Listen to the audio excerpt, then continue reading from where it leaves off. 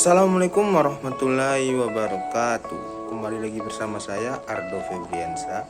Kali ini kita akan membahas video tentang internalisasi pendidikan karakter melalui kearifan lokal dalam pembelajaran daring. Semoga video ini bisa bermanfaat bagi kita semua. Selamat menyaksikan. Assalamualaikum warahmatullahi wabarakatuh. Kembali lagi bersama saya Ardo Febriansa. Kita akan membahas tentang internalisasi pendidikan karakter melalui kearifan lokal dalam pembelajaran daring. Internalisasi terbagi menjadi beberapa. Yang pertama, transformasi nilai satu arah, transaksi nilai dua arah, transinternalisasi nilai lebih dari dua arah. Internalisasi pada pembelajaran daring.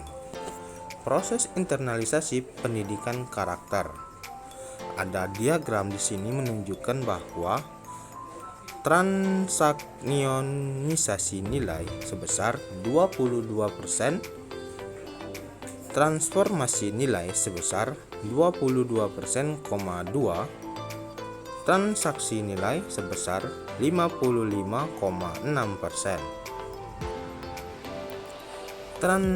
Internalisasi nilai karakter merupakan sebuah proses yang mendarah daging, menjiwai pola pikir, sikap, dan perilaku yang membangun kesadaran diri untuk mengaplikasikannya. Tantangan dan urgensi penguatan pendidikan karakter terbagi menjadi beberapa. Yang pertama, harmonisasi pengembangan potensi siswa yang belum optimal antara oleh hati atau etik, olah pikir, literasi, oleh rasa, estetik, dan oleh raga, kinestetik. Yang kedua, besarnya populasi siswa, guru, dan sekolah yang tersebar di Indonesia. 3. Belum optimalnya sinergi tanggung jawab terhadap pendidikan karakter anak antara sekolah, orang tua, dan masyarakat. 4. Tantangan globalisasi, pengaruh negatif teknologi informasi dan komunikasi terhadap gaya hidup remaja, serta pudarnya nilai-nilai religiusitas dan kearifan lokal bangsa. Terbatasnya pendampingan orang tua mengakibatkan krisis identitas dan disorientasi tujuan hidup anak. 5. Keterbatasan sarana belajar dan infrastruktur prasarana dan sarana sekolah, sarana transportasi, jarak antar rumah siswa ke sekolah atau jalur sungai, hutan, sehingga PPK diimplementasikan bertahap. Upaya internalisasi karakter pada pembelajaran daring. Dilihat tersebut ada diagram yang menunjukkan bahwa tulisan gambar sebesar 20%, tulisan gambar sebesar 5%, tulisan gambar sebesar 10%, tulisan sebesar 15%, tulisan dan gambar 45%, tulisan audio sebesar 5%.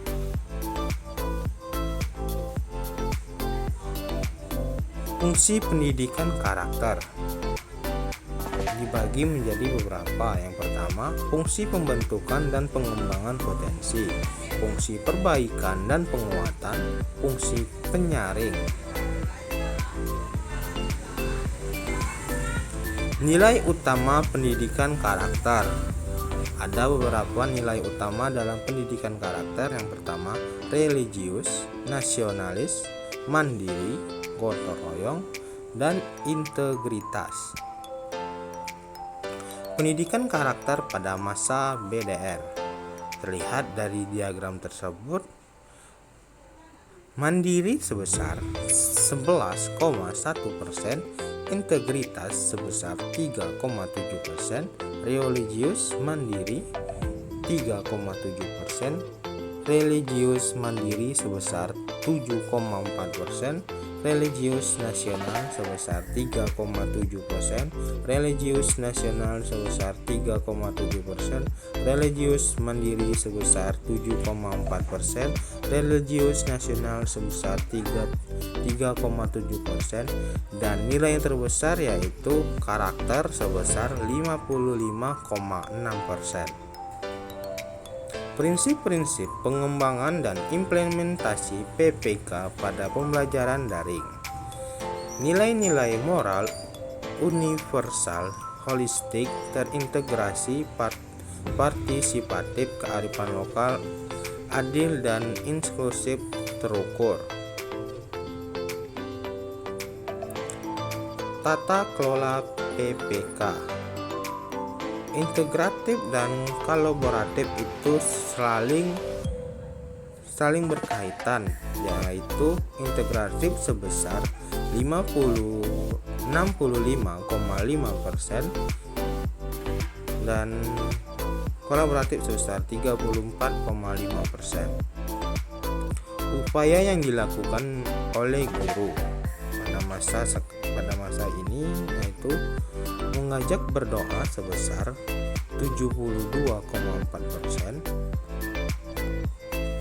membaca Asmaul Husna sebesar 58,6%, mengajak sholat duha sebesar 57,7%, membaca Al-Quran sebesar 69%, mengucapkan atau mengirim salam sebesar 72,4%, video call untuk memastikan sebesar 3,4%, pembelajaran literasi sebesar 3,4%. Kearifan lokal atau wisdom, kebijaksanaan lokal atau lokal setempat, nilai luhur yang diperoleh melalui pengalaman dengan lingkungan hidup di suatu daerah berguna menuntun perilaku manusia dalam kehidupan komunitas ekologis dan bisa dijadikan sebagai pendidikan berbasis karakter yang disiapkan dalam muatan lokal. Lingkung kearifan lokal. Yang pertama, upacara adat. Yang kedua, cagar budaya. Yang ketiga, pariwisata alam. Yang keempat, transformasi tradisional. Yang kelima, permainan tradisional. Yang keenam, prasarana budaya. Yang ketujuh, kesenian. Yang ke-8, desa budaya. Yang ke-9, kesenian dan kerajinan. Yang ke-10, cerita rakyat. Ke-11, dolanan anak. Dan yang terakhir, wayang. Model implementasi kearifan lokal dalam proses pembelajaran. Yang pertama, model komplementatif. Implementasi kearifan lokal ditambahkan dalam program pendidikan kurikuler dan struktur kurikulum yang ada. Yang kedua, model terpadu. Implementasinya, kearifan lokal melekat dan terpadu dalam program-program kurikuler dan proses pembelajaran. Yang ketiga, model terpisah. Implementasi kearifan lokal terpisah dan dilepas dari program kurikuler. Pembelajaran daring. Yang pertama, pembelajaran adalah proses interaksi peserta didik dengan pendidik atau sumber belajar pada suatu lingkungan belajar.